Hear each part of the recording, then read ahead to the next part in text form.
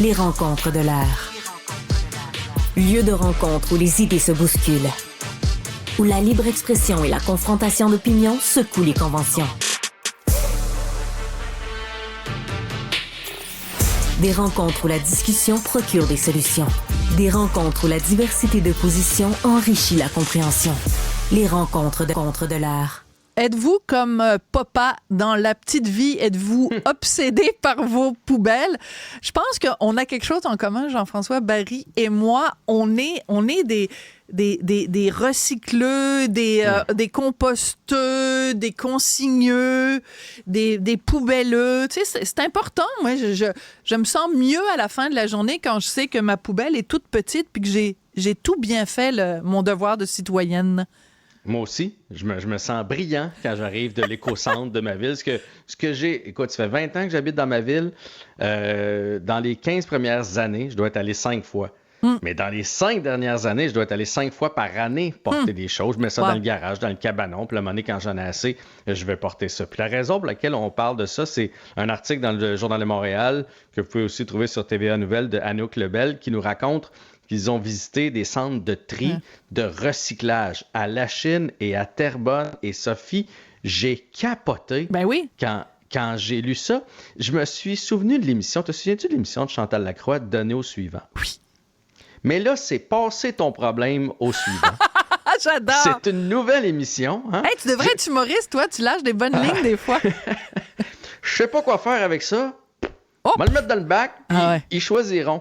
Il y a une publicité d'ailleurs qui joue présentement à la télé. Elle se décline en plusieurs trucs, là, mais t'as le gars avec le boyau d'arrosage. Genre. Ouais, c'est ça, exactement.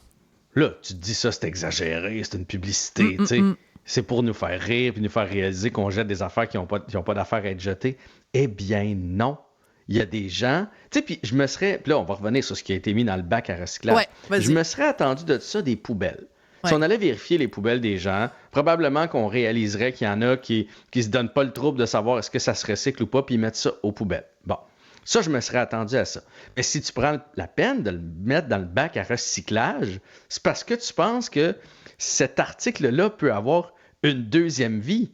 Mais là, ils ont trouvé, entre autres, là, pendant la visite, ils n'ont pas été là pendant un mois, là, pendant une journée, une couche, Sophie. Ah non, mais la couche, moi, c'est ce qui me dégoûte le plus. Parce que c'est un manque de respect pour les gens qui travaillent là. Parce que, tu sais, je veux dire, écoute, on sait, on en a torché des enfants, toi et moi, là, on sait à quoi ça ressemble une couche, là. T'as pas envie que qui que ce soit ait à manipuler ça. Même ton pire ennemi, tu lui souhaites pas ça. Quoique, mon pire ennemi... On va se le dire. Ouais. La couche, puis changer les faufounes de notre enfant, ça va. Celui de quelqu'un d'autre, c'est non. Hein? Non. Pourtant, c'est la même crotte, mais c'est bien plus dégueulasse. Et là, imagine une couche qui a peut-être 2 semaines de vieux. En plus! À quoi les gens pensent? Les gens pensent-tu que c'est des robots là-bas, qu'il y a des espèces de rangées, puis que les canettes s'en vont toutes seules à droite, puis que les bouteilles de vitre s'en vont toutes seules? Ben non, c'est du monde qui trie, puis qui enlève justement les affaires qui font pas de sens que vous jetez. Ben oui. Ils ont trouvé des os de poulet, un oreiller. Il y a quelqu'un qui a jeté son oreiller. C'est quoi tu penses? C'est quoi tu penses que c'est la deuxième vie de ton oreiller pour l'acheter au bac à recyclage? Tu sais, tu te dis, ils vont faire des manteaux avec ça? Je comprends pas la logique de la personne qui a mis ça au recyclage. Et dans le doute, là je vous le dis, dans le doute, ben, abstenez-vous. Ben oui, abstenez, je pense. C'est rare que c'est moi qui te reprends, mais... Qu'est-ce que j'ai dit? Abstenez-vous? Abstiennez. Non, mais je pense que j'ai réussi à te reprendre une fois sur ton français. Non, attendez. Juste ça, c'est une gloire. Moi, j'ai dit abstenez-vous, et toi, tu me dis que c'est quoi? Abstenez. Non, je pense que tu as dit abstiennez. Mais bon, je dois être peut-être que c'est juste fatiguée. une petite voyelle qui s'est... T'as le droit de me reprendre, hein? J'ai un petit rhume. Fait que peut-être c'est moi, là, j'ai du liquide dans les oreilles. Enfin, où est-ce que j'en étais? Abstenez-vous, tu disais, si vous le savez pas. L'oreiller. Oui, l'oreiller, à un moment donné, ça va faire.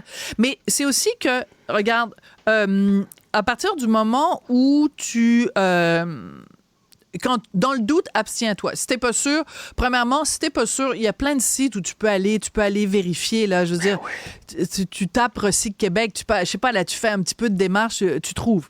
Et j'ai beaucoup aimé tout à l'heure que tu parles de l'éco-quartier de la municipalité où tu habites. Parce que il y a plein de choses. Comme les piles, tu jettes pas ça à la poubelle, tu jettes pas ça au recyclage, tu vas les porter à ton écoquartier. Les restants de peinture. Et même si tu ne sais pas, apporte-le à ton écoquartier parce que eux vont faire le tri, mais ce sera pas pogné sur un tapis qui défile devant les gens puis que les gens ont pas le temps. Les gens, de toute façon, quand tu arrives à l'écoquartier, j'imagine dans ton quartier, c'est la même chose que chez moi. C'est-à-dire que ils te pointent, il y a différentes sections. Puis là, ils disent, qu'est-ce que vous avez, Madame Durocher? Bien là, je leur dis, j'ai de la peinture. Bon, vous l'amenez là.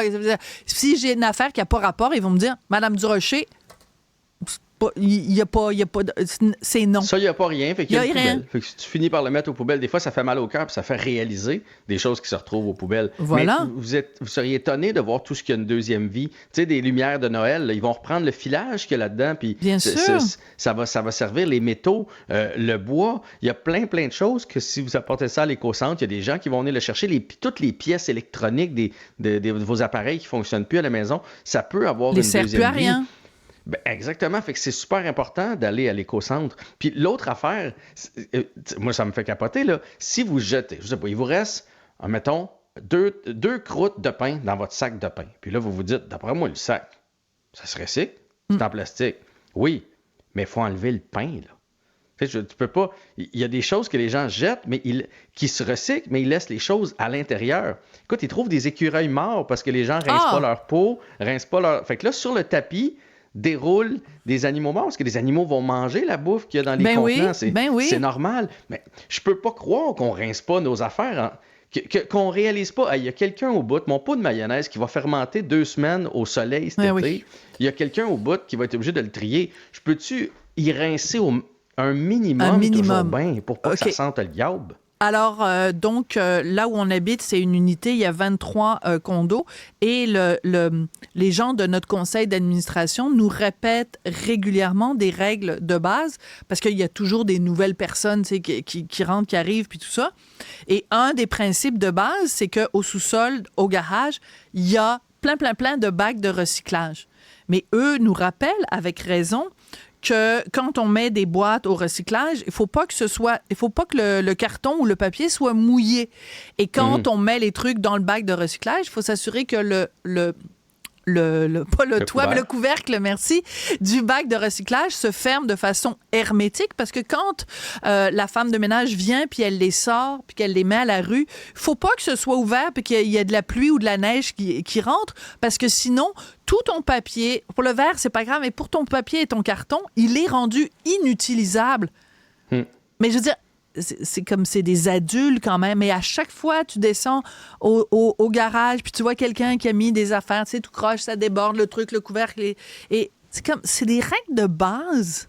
Puis on dirait qu'on se dit, il y a personne, je la connais, la règle, mais c'est pas grave. Tu sais, le bac est plein, je vais le pitcher dedans. C'est comme les piles. Ah, les gens, c'est une expression que j'adore. Ah, les gens. C'est comme les piles. Les gens se disent, c'est tout petit. Quand même, je la mets aux poubelles. C'est pas moi qui va faire exploser la planète. Mais non, si tout le monde met sa pile. C'est-tu à quoi ça me fait penser, ça, l'espèce de... Moi, ça me ferait quand je vais à l'épicerie ou chez Costco, quelque chose comme ça. Puis là, tu as ton panier. Puis là, tu croises quelqu'un qui s'en va. Puis là, toi, faut-tu y aller porter ton panier? Puis là, tu fais... L'autre fois, j'ai dit à quelqu'un, veux-tu mon panier? Il fait, non, je vais m'en prendre un en dedans. Ben oui, mais le mien, il ferait pareil. Mais on dirait, il y a un petit gars qui va venir le chercher dans le stationnement de toute façon. Mais pourquoi? Ça serait bien plus simple si... Les gens.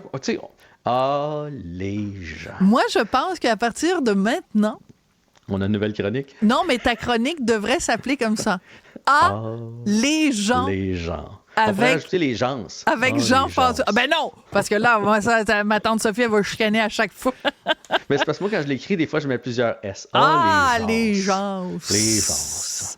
Merci beaucoup. Parce que quand on dit ça, on s'exclut, nous, du genre humain. T'sais, nous, on ferait pas ça, ces affaires-là. Les gens, eux, font ça, mais nous, on est parfait. Hein? On est-tu parfait?